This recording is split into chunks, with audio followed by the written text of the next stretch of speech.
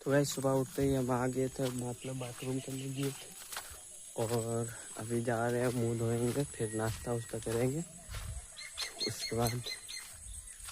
उसके बाद आगे की वीडियो हम आप लोग को दिखाएंगे। तो चलिए शुरू करते हैं। ये यहाँ पे हम आ गए हैं मुंह धोने, अब मुंह धोएंगे। तो इसमें लगाएंगे ब्रश। कोलगेट कहाँ गया? ये रहा कोलगेट ये रहा।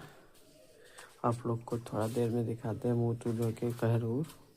ये है मेरा मतलब कि ये नहाने वाला रूम, देखिए। अभी खाना वाना खा के आए जस्ट, और अभी तो टाइम हो रहा है, 2 बज रहा है। तो हम आए हैं खेत तरफ और खाना वाना तो खा लिए हैं। तो अभी चलते हैं। देखो मेरा दोस्त लोग उधर मछली पकड़ रहा है, तो वही देखेंगे कि क्या कर रहा है, मछली पकड़ रहा है, आ रहा कि नहीं। चलिए देखते हैं।